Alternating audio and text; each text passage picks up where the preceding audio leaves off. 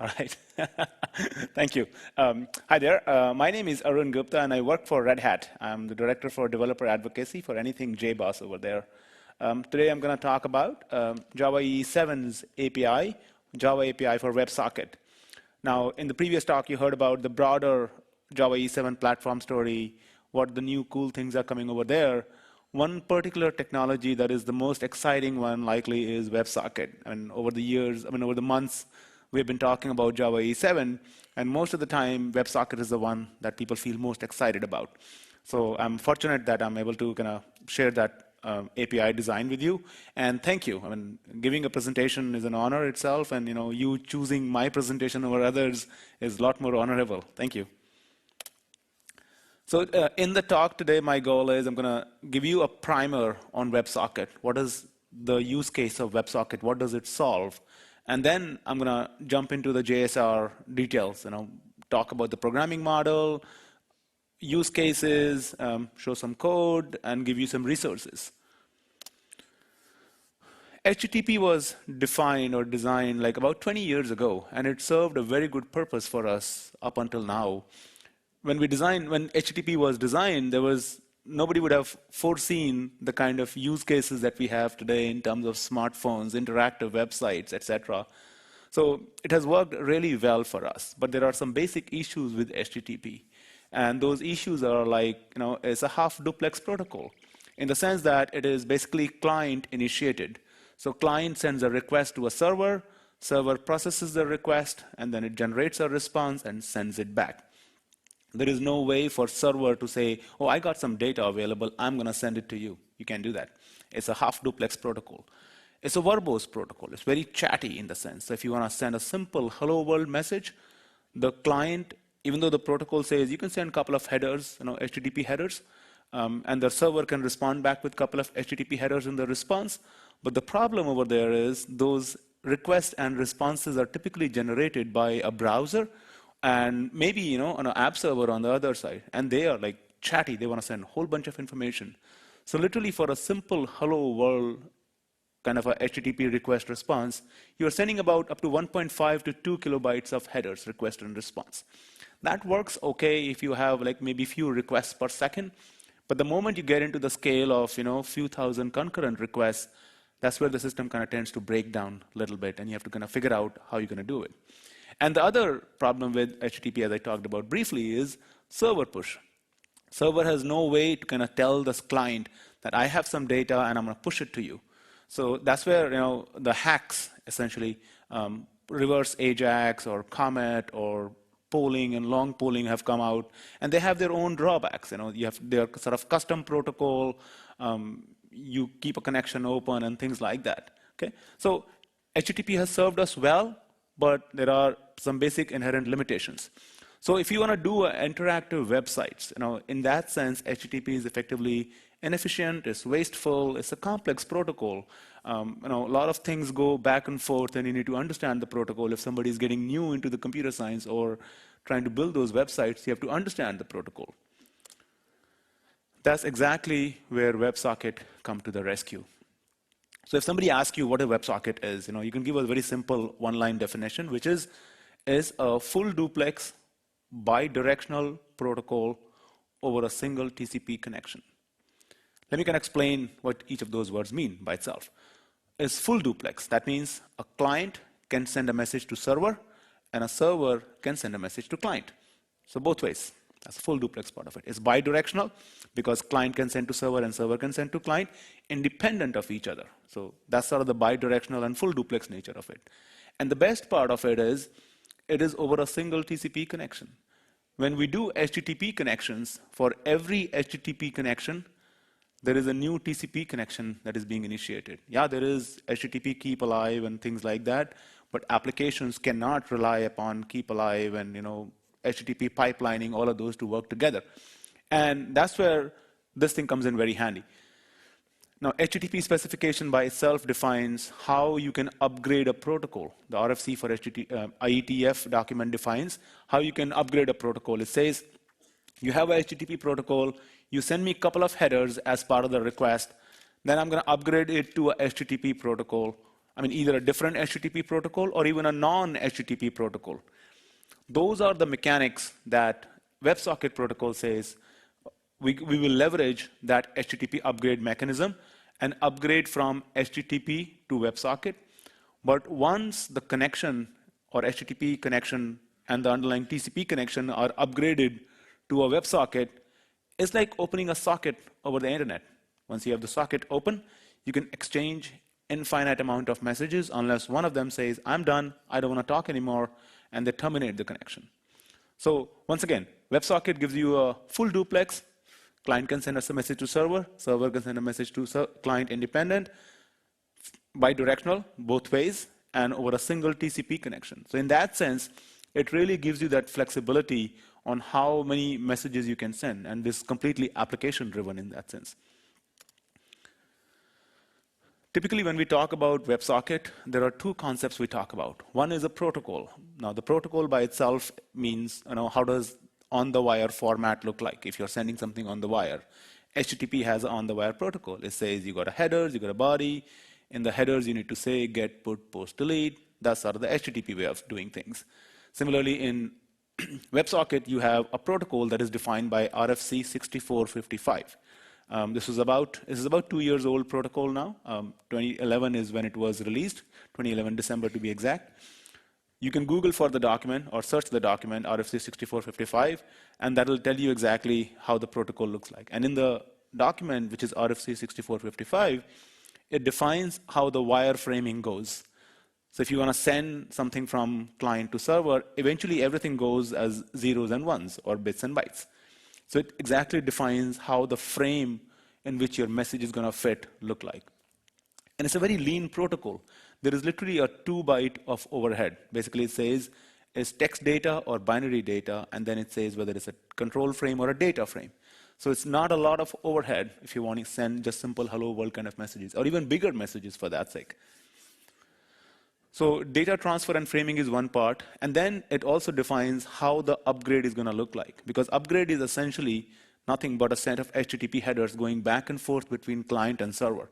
So it exactly defines how the upgrade mechanism is going to look like and how it should be look on the wire, basically. So that's sort of my protocol part of it. Now, when you're building a WebSocket application, most likely you're building a web application. And in a web application, you're likely using some sort of JavaScript.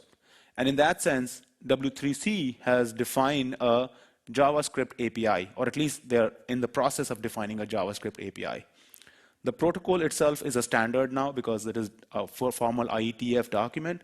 The W3C JavaScript API is still in a candidate recommendation stage.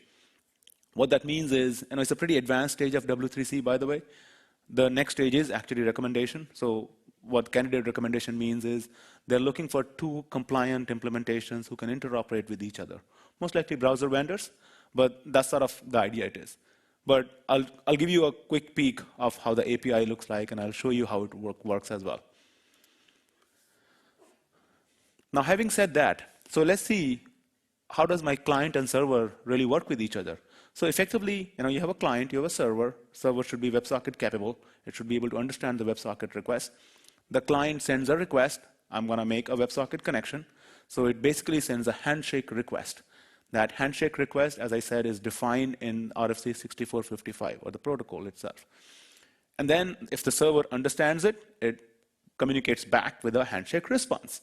So it's as simple as that. So there's a client, there's a server, handshake request, handshake response. Let's take a look at how my handshake request looks like. As you can see, the handshake request by itself is nothing but a set of HTTP headers. It's a very standard set of HTTP headers. The ones that you want to look for over here is, for example, the upgrade and the connection headers. Now, first of all, HTTP headers can be in any sequence. So ordering does not matter, because eventually once you receive the header, you're going to get the meaning out of them. So the 2 key headers that you're looking at here is upgrade and connection headers. Upgrade to WebSocket and upgrade the connection. Those are the 2 essential headers. Those are defined by the RFC 6455, that they must go as part of the headers to basically send an upgrade request. In addition, it also has some headers which says how you want to do security and what sub-protocols you want to handle over the WebSocket protocol. Now, WebSocket is a very, as you understand, was a very low-level protocol. It does not even define, for example, a simple request response design pattern. So you have to kind of build any protocol on top of that. So you could say, I want to build a XMPP protocol on top of WebSocket, or I want to build a chat sub-protocol on top of the WebSocket protocol. And that's where you're going to start defining what my WebSocket sub-protocol is going to look like. Okay, so that's my handshake request, bunch of HTTP headers going from the client. On the server side, if the server is capable of understanding WebSocket, then it'll say, okay, you know what? I got the request. I understand it. The very first line should be HTTP 1.1.101. That's sort of the status code. And it's saying, I'm switching the protocols. And once it switches the protocols, then it says, again, it kind of echoes the two headers back, connection and upgrade. And the important part, it also responds back with WebSocket accept header, which is actually defined as part of the WebSocket protocol on how, for example, you will take the sec WebSocket key header, you will apply a hash algorithm to it, and the mechanisms are defined, and then you will generate a sec WebSocket accept header. Those headers, they work with each other. Now, once the handshake request has gone and the server has sent a handshake response back, that means now they're engaged. Now they're actually talking to each other. So effectively, my client and my server, they become peers. And peers in the sense they both have equal capability. And that's why I'm kind of change the boxes. So I'm going to refer to them as client peer and server peer, but they both have equal capabilities because either one of them can send a message at any point of time. Either one of them can initiate the termination of connection. And so in that sense, it gives them full equal capability. So let's say once my connection is established, how does a lifecycle look like? Well, I'm going through my client connection is open, my server connection is open. So there are callback handlers that are open on both the sides. And I'll show you how those look like. The server may send my very first message, in which case there's a callback handler that is being called on the client side. Then the client sends a message. Now remember, I'm not saying this client sends a response. Server sends a message. Client may consume it or do whatever it want to do with it. Client may send a separate message, which then goes to server, in which case a message callback handler on the server side is being called. Client may send another message. Now, maybe the client tries to send another message. There's an error received, in which case there is an error callback handler on the server side being called. Server may send a message. The request response design pattern, as I said, does not exist. You make sense out of it per your business logic. And I'll show you how the JSR 356 simplifies that for you. Server may initiate the termination of connection, saying, I don't want to talk anymore. It may send a close request, which basically goes as a control frame. And at that point, it also receives a callback handler from the client side. Okay? And once the close is initiated, basically, the connection is terminated. Now, that's sort of my initial handshake part of it. What I'm showing you over here is how W3C WebSocket API look like. The URL for the API you can see is also on the screen here. So you can go to w3.org/tr/WebSockets. You can always get to the latest API from there. You can see this is, in this API, there's a constructor, and I can pass it a URL, which is a URL of the WebSocket endpoint where the server is listening.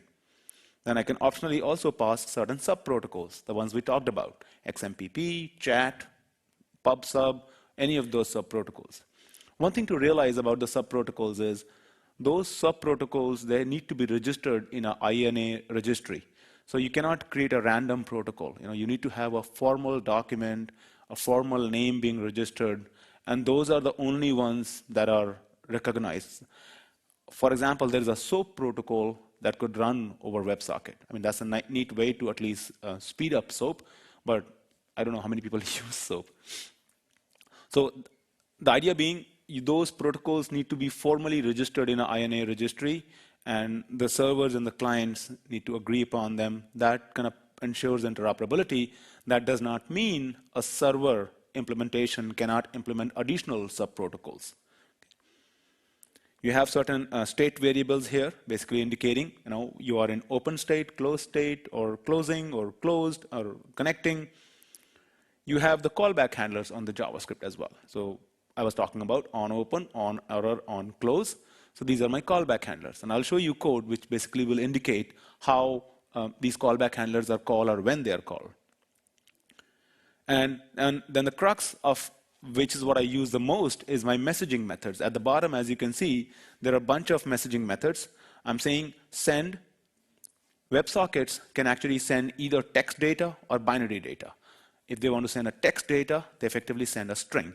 In terms of binary, there are three options. They could send either a blob or an array buffer or an array buffer view, any of those types. Those are all native JavaScript types, so they work very well.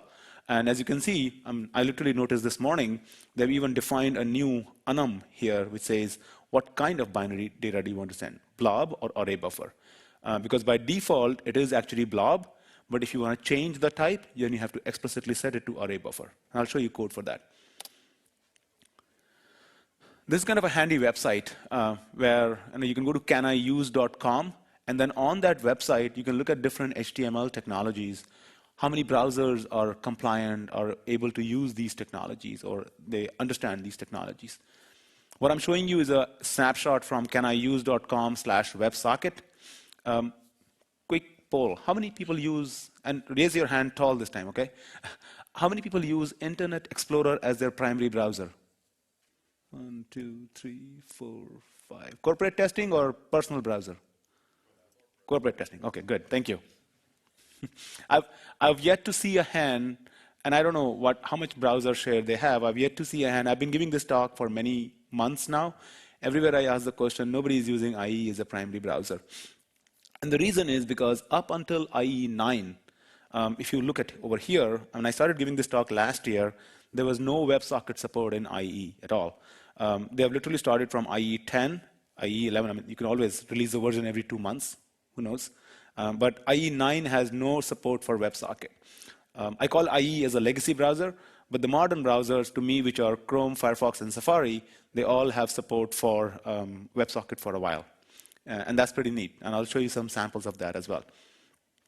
The one part that I fail to understand yet is Android browser. I think this is a native Android browser, which does not have support for Chrome, for the WebSocket as well. So I think you should go talk to Google and see what are they doing about it. As part of the primer, other thing that I want to talk about also is people ask me, how does the WebSocket protocol compare with REST? Is it going to replace REST, or how do they compare with each other? Now, it's not here as a replacement for REST, first of all. REST is a very well-defined protocol. It has the clear verbs like get, put, post, delete. The payloads are there. I understand there is no description language like SOAP, but at least the protocol is well understood, or at least its limitations are well understood in that sense. And it works very well. WebSocket, on the other hand, as I said, is a very, very low-level protocol. Literally, there is no request-response design pattern, even that. So you have to build everything on top of that. So what I did was, I did a comparison. I just built a simple echo endpoint, and I said, I'm going to send a message for a certain payload to a REST endpoint and get it back, and I'm going to do that the same for the WebSocket endpoint. Okay? Now these, I'm giving a URL for where the sample is available actually, so you can check it out yourself. These are HTML5 progress bars, so you could see effectively how the code is being run and how the progress is being made. It's sort of a visual experience. But what I want to highlight is the first message here says sending 10 messages of 1 byte. For a REST endpoint, it took about 220 milliseconds. For a WebSocket endpoint, same number of messages, same payload is about 7 milliseconds. To typically a human eye, that's not even visible. It just flashes, and under a second, you don't even realize it. So no big deal. Then you get into 100 messages of 10 bytes. That kind of closing almost a second now for REST endpoint, and for the WebSocket is about 57 milliseconds. The interesting part is when you see 5,000 messages of a kilobyte each. Now that's sort of a typical payload we're talking about now. This is about 54 seconds, and on the WebSocket is just a little bit over 1 second. So you can see you can compare and contrast it. You can look at this GitHub repo by yourself, take a look at the code, refute it, run it on your app server of your choice, There are a few app servers that provide WebSocket JSR 356 support, basically. So take a look at that. Run the benchmark yourself, report the results. I want to see, do you like it? Do you don't like it? Or how do you compare it?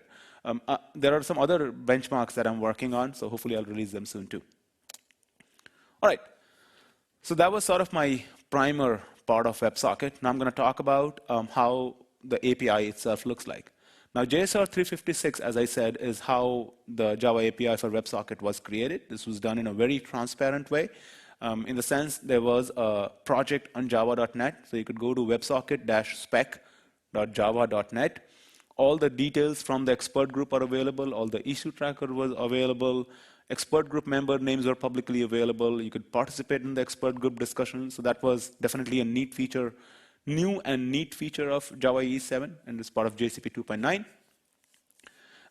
As I said, it's part of Java EE 7.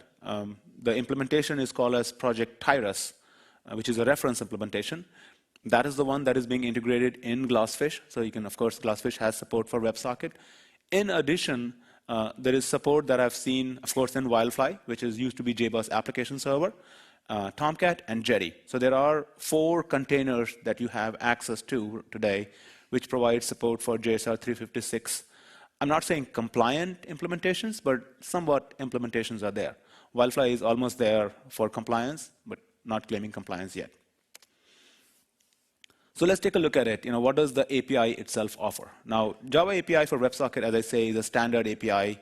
When we looked at the connection handshake, how it works, there's a client peer and a server peer. So the API kind of mimics that. It says, OK, I'm going to provide a client API and a server API. In both the cases, I could say either an annotated endpoint or a programmatic endpoint. If I want an annotated endpoint, it's basically saying, take a POJO. On a POJO, you put an annotation, say add server endpoint, and that's my server. Similarly, you want to make a client endpoint, take a POJO, put an annotation, add client endpoint, and that's my client endpoint. And we'll see samples of those. If you want a programmatic endpoint, well, first of all, the annotated endpoint kind of gives you that simplicity by which you can easily create those POJO-based endpoints. On the other hand, if you want a little bit knobs and controls and dials on how you can configure your WebSocket endpoint, connection negotiation, etc., that's where you get into the programmatic endpoint, which is effectively saying extends endpoint or implements extends endpoint, actually. With the programmatic endpoint, you can actually do handshake negotiation, like how the headers are being exchanged and what values, what subprotocols, etc. you want to accept. That can be easily done. The overall programming model, we're not defining anything new over there. It kind of fits very well with the broader Java EE programming model. There's support for injection and all those things as part of WebSocket. And even the packaging model kind of blends very well with Java EE. So let's take a look. How does my very trivial hello world look like? In any programming language, we always start with that. So here we go. I have my public class hello bean over here. In here, I have a simple method which takes a parameter name, concatenates it to hello, and return a string parameter. Okay, nothing fancy over there. How do I make it a WebSocket endpoint? Literally just adding @server endpoint annotation. Just that single annotation, no deployment descriptor, no additional class at all. Nothing is required. That makes it a WebSocket endpoint. Well, of course, you need to specify the URL on where the endpoint is going to listen. So you specify the URI right here itself. Now, once you have a WebSocket endpoint, it's going to receive messages. And once you receive messages, then you want to call one of your business methods. And that method is being identified using @onMessage annotation. So you can put it on your business methods. And I'll talk about how and when those methods are being dispatched and how those method signatures could look like. In this case, effectively what we are saying is, whenever somebody calls this WebSocket endpoint at the URI/hello, call this business method, and it is a text payload that is being received, map it to string, and then you concatenate it with hello, return the response back. We talked about, hey, WebSocket is only one-way messages. So effectively, this API, a very natural, intuitive, a standard Java program, is allowing you to convert a WebSocket message from client to server, from server to client, into sort of a request response design pattern right away. So under the wire, the server receives a request from client, it processes a response, it generates a new response and generates a new message, sends it from server to client. Hey, you are programming standard Java program right here. Let's take a look at what other annotations that are available as part of the JSR itself. So there is, of course, add server endpoint, which converts my POJO to a server endpoint. Now, if I want to convert it into a client endpoint, I take a similar POJO, put it at client endpoint annotation. In a server endpoint, the difference being a server endpoint is listening for a request, so you need to specify the URI. A client endpoint does not listen for a request. On the other hand, it connects to a server, but then once the connection is established, they can talk to each other very nicely. So there is no URI that is specified in the client endpoint annotation. But that does not mean you still need to provide a URI to the server. So there's a different mechanism by which a client bootstraps, and I'll talk about that a little bit later. We talked about how @on message annotation can be used very easily. It can be put on a business method, and I'll show some samples of that. We can also do, just like JAX RS, for example, you can have variable URIs in your method parameters. But I can also have @path_param. It allows level 1 template parameter matching, and I'll show you samples of how this look like. And just like my JavaScript API, I have callback handlers, like on open, on error, on close. I have the same ones right here as well. Now, on the server endpoint, as I talked about, I can specify the URI, which is sort of my value attribute. So if there is no other attribute that you're specifying, then you say the URI right there itself. We talked about how WebSocket endpoint receives a text payload or a binary payload. Every time you receive the payload, you may not want to deal with the text or binary by itself. If you're writing a business application, you may want to convert it into a POJO object and then deal with that accordingly. But if every time you're receiving a message and every time you're converting, that doesn't keep your code clean. So in order to do a separation of concerns design pattern, here what we have is, we don't want to do that code again and again. We'll just put it in an encoder and a decoder class, and instead inject my encoders or put my encoders and decoders in attributes over here. Now, decoder, what does it do? It takes a look at the incoming text/binary message and decodes it to the POJO object. Encoder, on the other hand, takes the same POJO, converts it into text/binary. Because as part of WebSocket, when a frame is being constructed, that frame has to have either text or binary data. It does not understand the POJO language. So that's what goes over the wire, but encoder and decoder kind of keeps your code clean. And you can, of course, specify the list of subprotocols that can be published over here. How do I specify those encoders and decoders? Of course, I have my value attribute, but in addition to value attribute, I can say encoders and decoders. And notice I'm just specifying my message decoder.class or my message encoder.class. There are no quotes over there because the server automatically takes care of instantiating these classes, completely server maintained in that sense. How does my message decoder look like? So in my message decoder then says implements decoder.text. This is the standard JavaX WebSocket interface. I'm saying this is a text encoder, and I'm going to take care of converting back and forth between my message. So I'm going to receive, if I'm a text encoder, I'm going to receive a string payload. In the method implementation, I'm using the standard Java API for JSON processing, yet another addition as part of Java E7. I'm going to read the object. This is where I'm going to put my string in here. I'm going to read the object, convert it into JSON object. Once I convert it into JSON object, I'm going to put it into my message, which is my custom message basically, or my POJO, and I return it. Now, on a WebSocket endpoint, you could have multiple decoders that could be specified, and for text, for example, and only one of the decoders should be able to decode the message.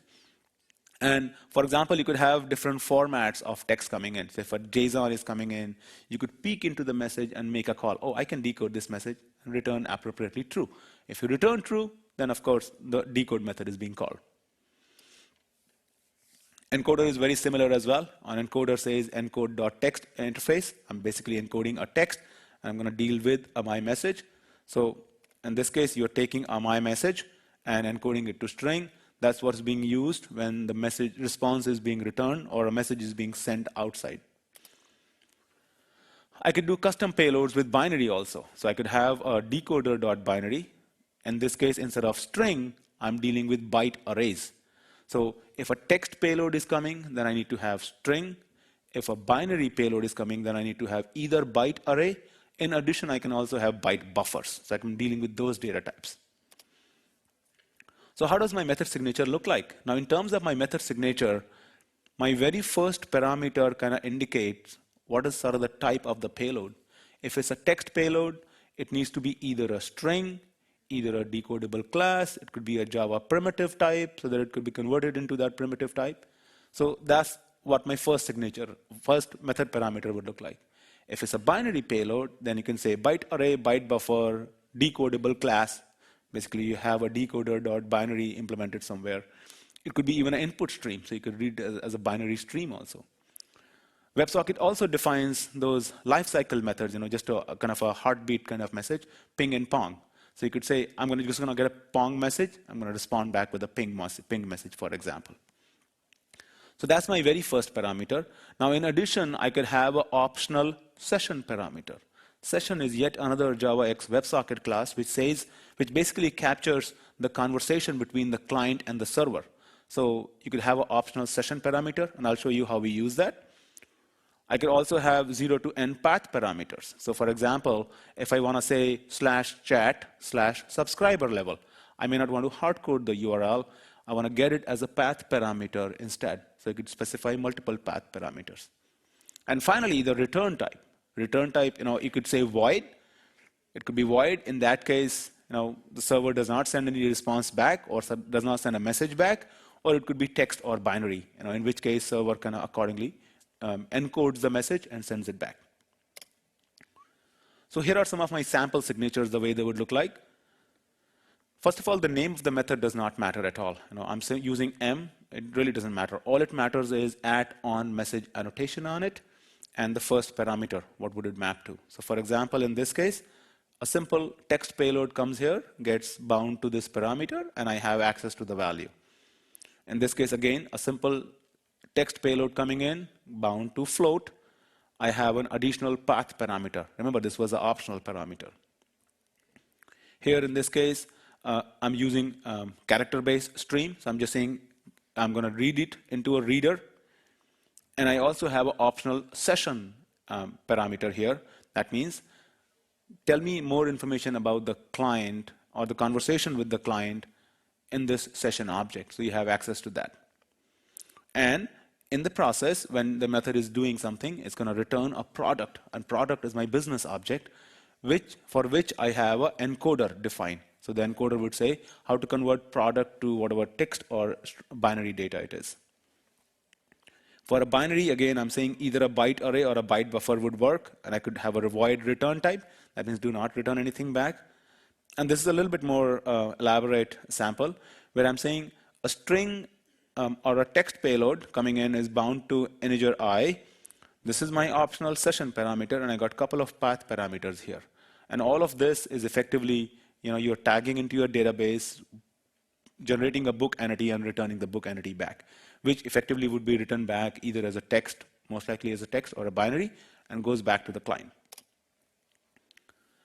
Now let's take a look how my simple chat server would look like using that API.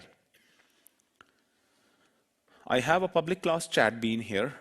By default, first of all, the server class that is there on the server side, a single instance is created for each client request. So, depending upon how many clients are being calling, those many instances are running on the server for that particular class.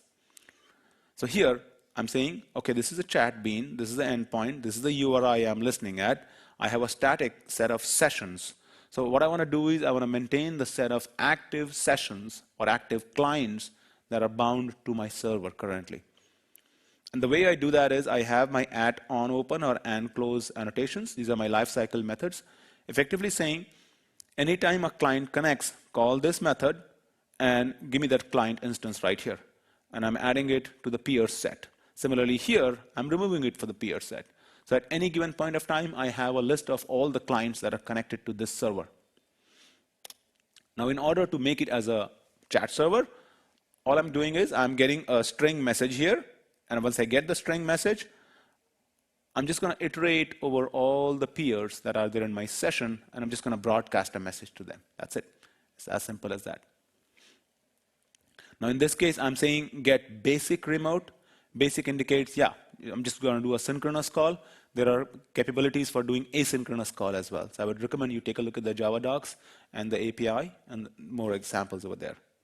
You can do send object here. It could be a message. Well, in this case, this is of course a string, but it could be again a binary message or a POJO and things like that. But you need to have corresponding encoders for them then. I can simplify that entire chat server that I showed on 2 screens into literally 1 screen. So like about 7 to 8 lines of code here. I have server endpoint with /chat.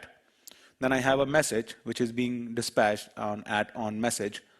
This is the same method parameter. Instead of maintaining my own set of clients, there is a convenience API on the client which says, okay, show me the list of sessions that are currently open with this server. So just say get open sessions, iterate over them, and that's it. And this, by the way, is a fully functional chat server written in using Java API for WebSockets. All right, I'm going to show a demo now.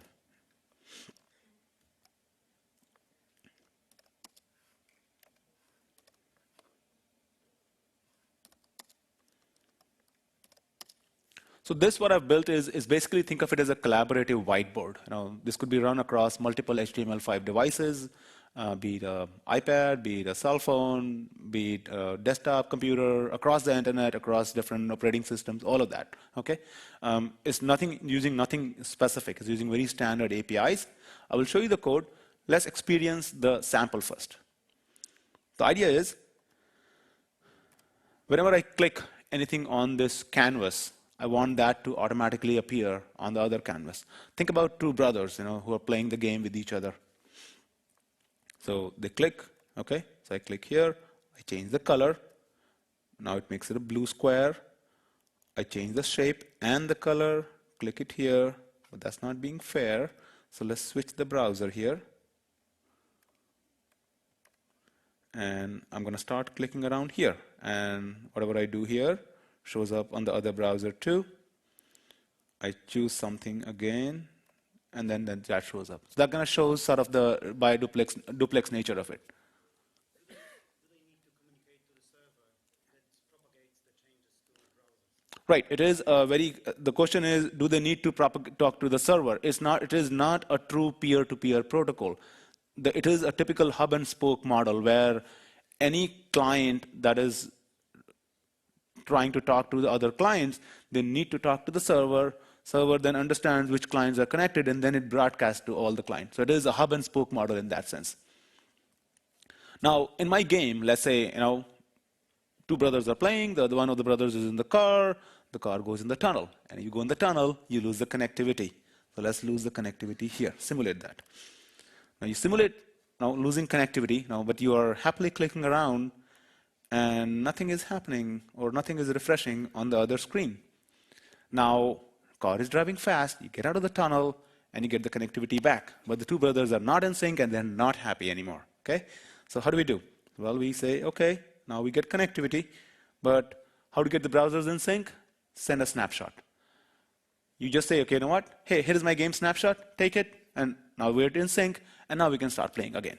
Okay? That's sort of the use case that we're talking about over here. So let's try to understand how this code worked using WebSocket, basically. The idea is, anytime I'm clicking on the browser, it's basically a HTML5 canvas. In the HTML5 canvas, I am capturing what shape, what color, X coordinate, and Y coordinate. I'm capturing those 4 essential elements, converting that into a JSON structure, and sending it over the wire. That goes as my WebSocket text data. The endpoint listens to that text data and then broadcasts it to other clients, other client being the other browser in this case. It receives the text data. It says, it's a text data. I know how to parse it. It just refreshes itself. It just basically looks at those coordinates and refreshes itself. In terms of the binary snapshot, again, the same thing. You say binary snapshot. It creates an array buffer out of that data, sends it to the endpoint. Endpoint is understanding a binary message as well. It takes it, broadcasts it, client receives it, and refreshes itself. Let's take a look at the code behind this.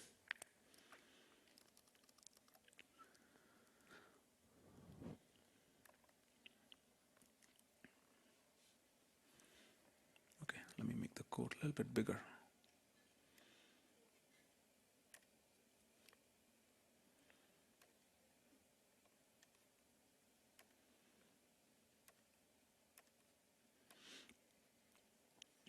All right, so here I have my whiteboard class, as I showed in the sample code earlier. This is the value, this is the URI, it's listening at the /WebSocket URI. Okay? These are my encoders and decoders, because that JSON structure that is going back and forth, I don't want to deal with JSON, raw JSON in my business logic. Somebody else should do that for me, and those are my decoders and encoders effectively. My on-open, on-close method, as I was showing in my chat server. But let's take a look at my figure decoder first. Here I'm saying decoder.text figure. I'm literally taking a string here, and I'm using the same JSON API that I showed earlier, using string reader, converting into JSON object. And if I look at my figure, I just have a JSON object over there. And JSON object, again, is a standard Java API for JSON processing, which is yet another API, which, if you guys attended the previous session, is a new addition to the Java E7 platform. So this is the way I decode it. It's just a dummy implementation of will decode, because I know that is the only method that I'm getting here. Similarly, my figure encoder here, it says, okay, it's a figure. I want to get a string out of it. So I just say get JSON and return a string out of it. Now, in case of broadcast figure, because there is a decoder for figure, I could say the first parameter as figure instead of string. Kind of keeps my code a lot more intuitive, readable. So here I have figure. And here, my second parameter, we've been talking about sort of my optional session parameter. I have it here. There is no need for me to broadcast the JSON structure back to the client that is sending it. So I'm saying, okay, if the client is not equal to itself, then broadcast it. Otherwise, there is no need to do. So this is my figure. And this is how I'm handling the byte buffer or my binary data. So whenever somebody sends me a binary snapshot, I'm not doing any processing, just taking it as it is and raw transmitting it back to all the clients that are listening over here. On the client side, this is what my JavaScript looks like. Now, HTTP URL listens on a http://. That's sort of the URI scheme. For WebSocket, the URI scheme is ws://. That is the URI scheme you need to listen to. So here I'm saying, okay, this is my URI. This is the WebSocket endpoint URI that we specified in the add server endpoint annotation. Then here, I'm saying new WebSocket. This is the API that I was talking about. So one of the important things to realize is this support for JavaScript API must come from your browser. This is not something that you can polyfill with your application and say, oh, you know what? Yeah, I can run WebSockets on IE9 because I can provide my own implementation of WebSocket. Because it kind of goes down in the browser stack, it kind of goes down in the operating system to do that TCP connection and all those things. So this support must be coming from your browser itself. I'm specifying what the binary type looks like because I said by default is blob. I'm just doing an array buffer here. And on 45 and 46, I am setting up my callback handler. So if I'm receiving a message, then I will call this on message. On error, I'm going to calling this. If I look at on message first, on message is very trivial. I'm saying, okay, if the data type is string, then draw the image, which is what we were talking about, clients refreshing themselves. And if it's binary data, then you just refresh yourself as well. I'm just giving it a different name, but the implementations could be very similar. And then in this case, the way I send the data is using send methods.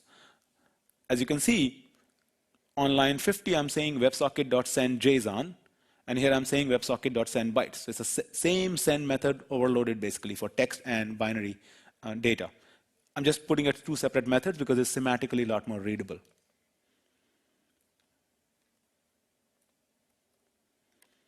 If I look at draw image text, that's nothing, I mean, there's very trivial code over there. You just refresh yourself, you just fill it up, or create the structure and refresh the HTML5 canvas. HTML5 canvas.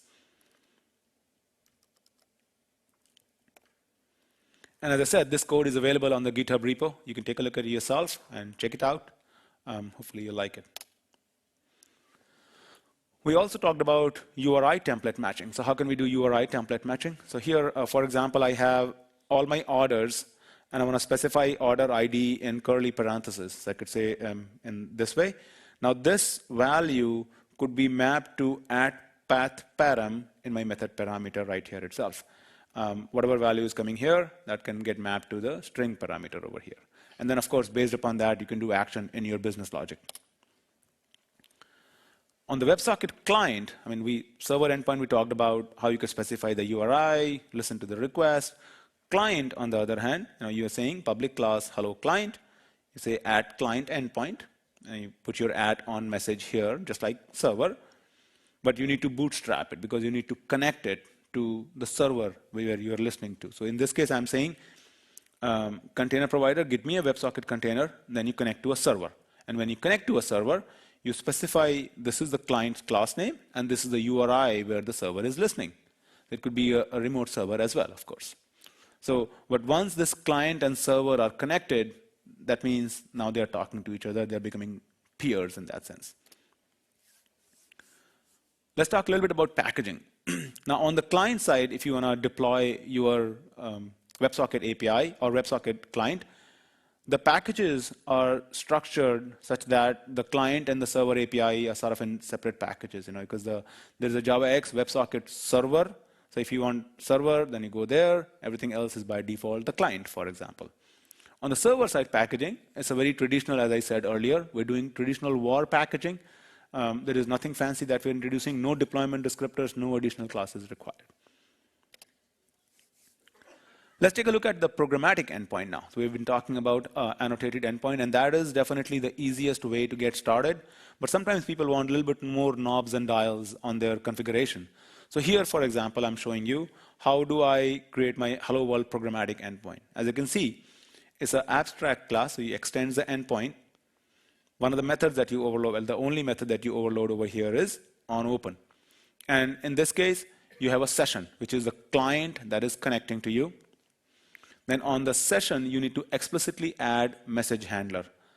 Now, message handler, again, gives you more dials. But here you're saying, I want a text message handler.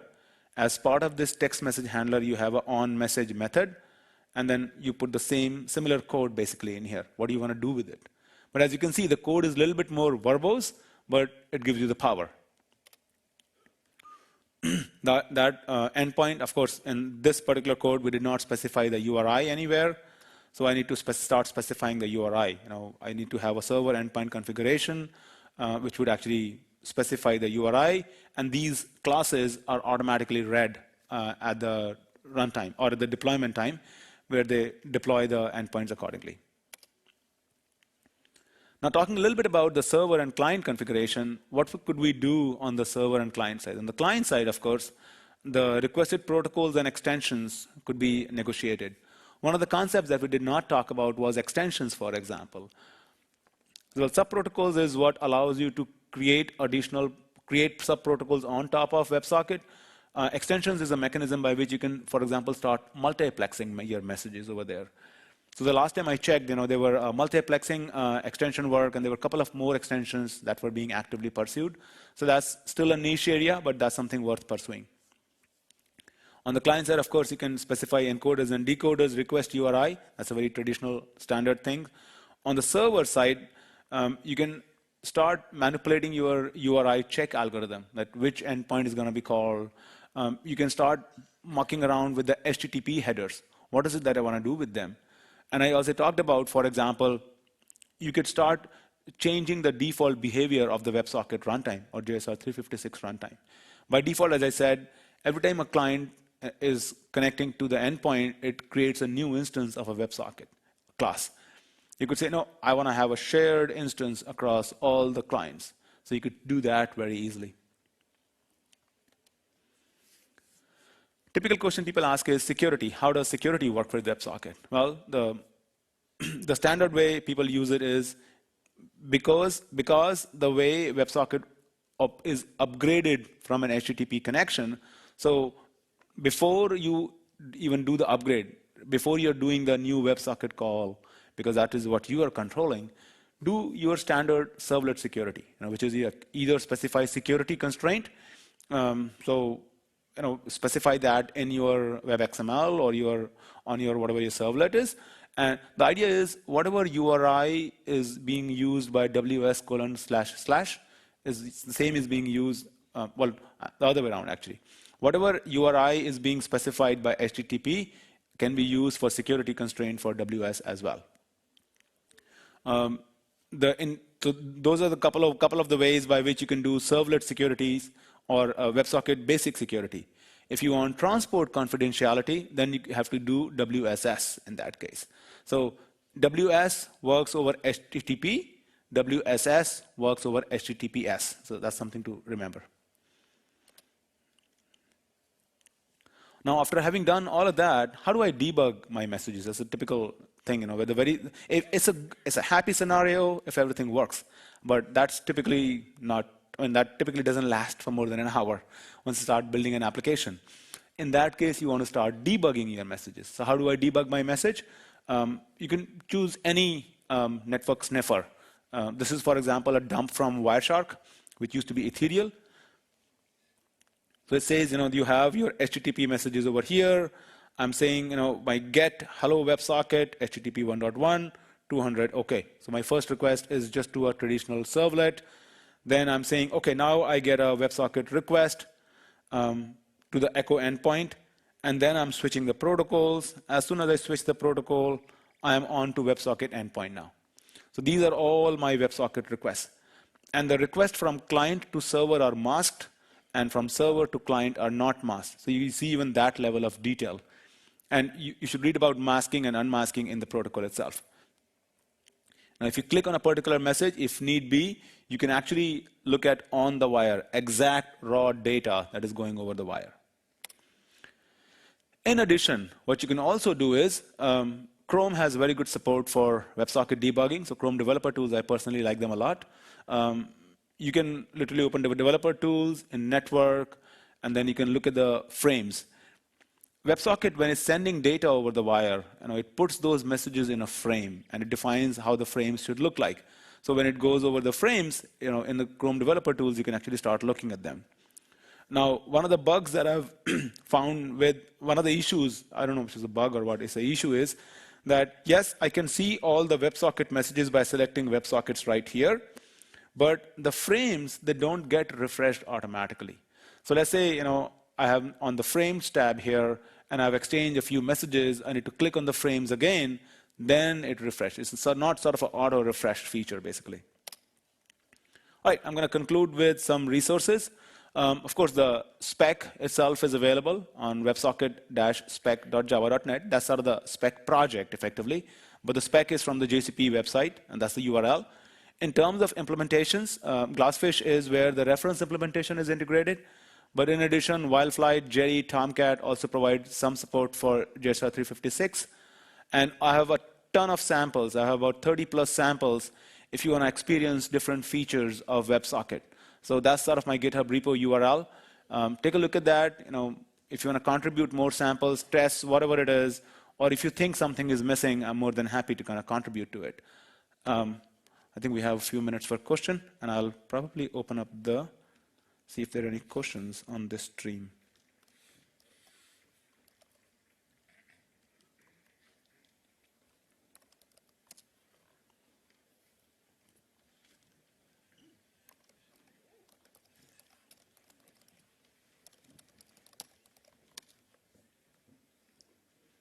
Oh, okay. So send binary or text through different kinds of binary types. Okay. Da-da-da. Why on does Java EE keep using annotations instead of interfaces? It is just wrong. Show it. Yeah, there is a very nice document written by Bill Shannon which talks about when to use interfaces, when to use annotations. So Roy, I guess I'm going to send a pointer to you on that, the recommended guidelines on that. Yeah.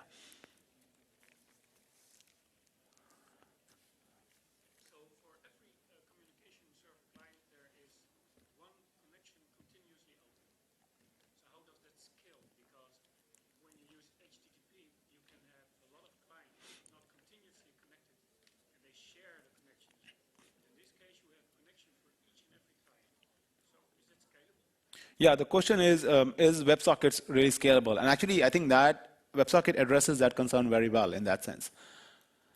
Because, first of all, in terms of HTTP, because it's upgraded from HTTP, it's only one port that needs to be opened on the server side.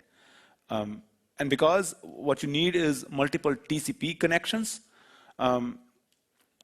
those TCP connections are defined typically by how many file descriptors can be opened on your underlying operating system. So in essence, you could have, I believe for Linux, I think the limit is like something like 1 million plus file descriptors on a single box. Now, I don't want to report any benchmark numbers, but when I was at Oracle, we did some testing with Glassfish, and it behaved pretty well, actually, surprisingly well, with a few thousand connections as well. Now, we're going to do that similar for Wildfly as well. And those are the kind of test cases that I would love to see. What is it that you want from us? One pointer that I will give you is there is a WebSocket test suite called as Autobahn that allows you to generate a bunch of load and do all sorts of compliance testing. So take a look at that. That kind of gives you a feeling for that too. Autobahn, yeah. Autobahn WS. All right. Oh, one more question.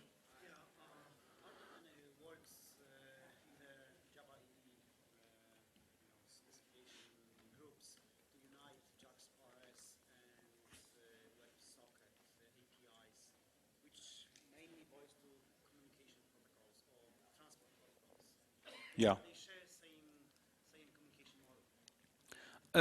Are there any efforts in the Java EE community, Java EE expert group, to combine JAX-RS and WebSocket specifications? Well, JAX-RS, as I said earlier, WebSocket is not here to replace REST in any sense. So JAX-RS definitely has its own place, and so is WebSocket. I think they are sort of complementary model where you may use WebSocket someplace and REST at some places. That's sort of the typical design pattern that I would expect and that I'm seeing as well. Now, Java EE 8 discussions have barely just started, it would be great because all of these expert groups, as part of Java EE 7.1, run very transparently. And there are more transparency that we're talking about. We had an excellent Java EE gathering yesterday during the BOF, and some of these things were talked about. So hopefully we should be more open. I would highly encourage you to join the expert group and contribute.